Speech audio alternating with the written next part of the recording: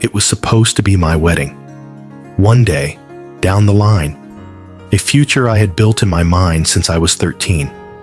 Instead, I stood outside my parents' house, drunk, broken, and trembling with rage, while inside, my sister celebrated her engagement to my ex-fiancé, the man I thought I'd spend forever with. Let me take you back to where it all started. I was just a kid, barely 13, when I met him. He was 15, my first love, my first everything.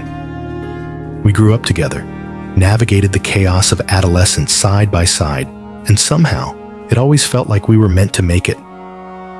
People told us we were too young. That first love never lasts. But I believed we'd prove them wrong. We got engaged when I turned 20. It wasn't flashy. It wasn't perfect. But it was ours. We started talking about a family.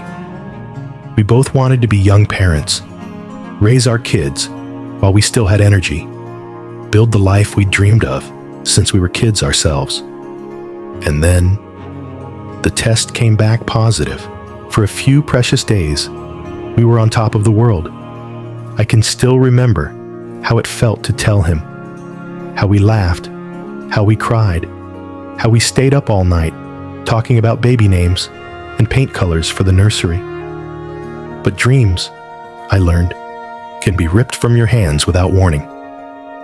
A few days later, I miscarried. I don't even remember the hospital room clearly. I just remember silence, not the kind that comforts, the kind that screams. After that, I fell apart. I stopped eating, stopped sleeping, stopped talking to anyone except my therapist. I was consumed by grief, and I'll admit it now. I made it all about me.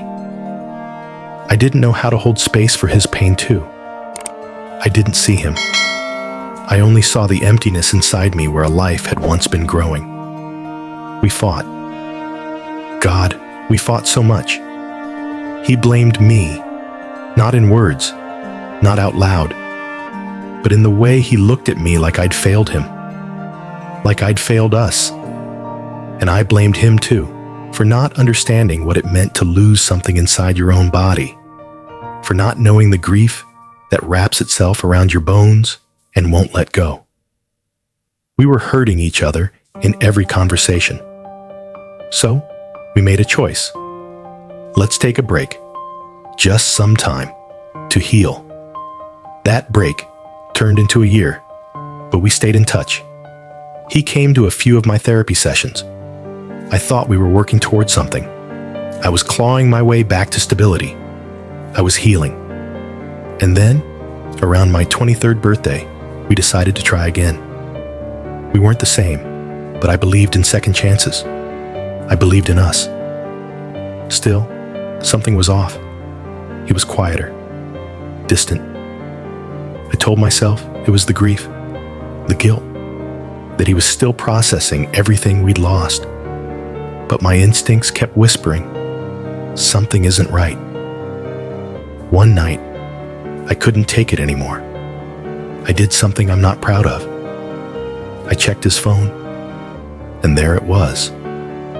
The truth I hadn't been ready for. During the year, we were apart.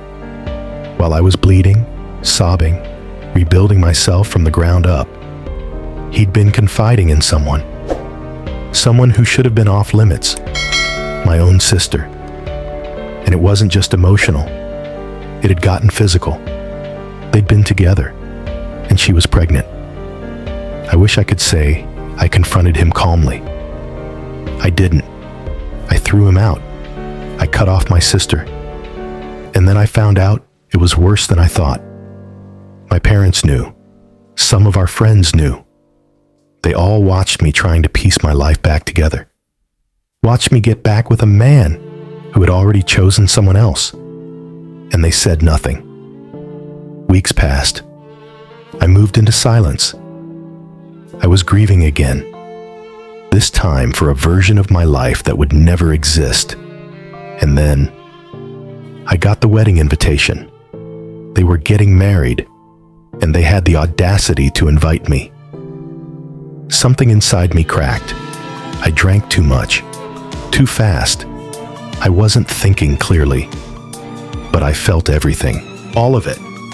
Betrayal, grief, humiliation, crashing down in one tidal wave I couldn't stop. So I called a cab and went to my parents' house. They were throwing an engagement party, balloons, streamers, champagne, my family, the people I thought I could trust, smiling and clapping for the two people who had shattered me. I stood in that doorway and I let it all out. Every fuck you, every truth they refused to acknowledge, every scream I'd swallowed for the past year. I gave it voice. My sister ran upstairs in tears. My parents stared at me like I was the problem. They told me I was ruining her wedding. I said good, because no one had apologized. No one had looked at me and said, what they did was wrong. Instead, I got a chorus of, you were separated, and things happen, and the heart wants what it wants. As if love is an excuse for betrayal. But nothing, and I mean nothing, prepared me for what came next. My sister looked me dead in the eyes and said, maybe your baby died for a reason, so I could get my happy ending. That sentence has never stopped echoing in my head. It's carved into my chest like a scar that won't fade. The next day, I blocked everyone. My parents, my sister, him, all of them. I needed space to survive, but they didn't give me peace. Just a few hours after I posted my story online, I got a call from an unknown number. I didn't answer, but I listened to the voicemail. It was my sister. She demanded that I return the engagement ring, the one he gave me. She said it was disrespectful to keep anything from him now that they were starting their family. She said I was immature. She said I should be happy for her. She even said she had planned to make me her maid of honor. Imagine that. Standing next to the woman who told me my baby died for her fairy tale, I called her back. I don't know why. Maybe for closure. Maybe to say the words out loud. I apologized for ruining her party. But I told her, and I meant it, that we were done. For good. I told her to tell my parents the same. Then I sat outside my therapist's office, tears pouring down my face, waiting for her to finish with another patient so I wouldn't go home and drink again. Because I knew if I did, I might not come back from it this time. So, am I the asshole for showing up drunk and giving a screw you speech to the people who betrayed me? For refusing to play happy sister while my ex marries the woman who twisted the knife? For grieving a future that everyone around me treated like it never mattered? You tell me, because I honestly don't know anymore. All I know is that I am not okay, but I am trying to survive, trying to find a way to keep living, even after losing the life I thought I'd have. And if that makes me the villain in someone else's wedding story, then so be it. Sometimes, a story isn't about who's right or wrong. It's about pain, grief, betrayal so deep it makes you question everything you ever believed about love and family. This wasn't just a breakup. It was the collapse of a life she built from childhood. It was a betrayal by blood. A sister who saw her broken and chose to take anyway. People will say, you were separated. Life moves on. And sure, in theory, maybe that's true. But love doesn't move on that cleanly. Loss doesn't vanish just because someone else finds joy. And healing doesn't happen in silence when everyone around you demands that you smile through the pain. What happened to her wasn't just unfair. It was cruel. And yet, she's still standing, still going to therapy, still refusing to drown. There's a lesson in that. Sometimes, walking away isn't weakness, it's survival.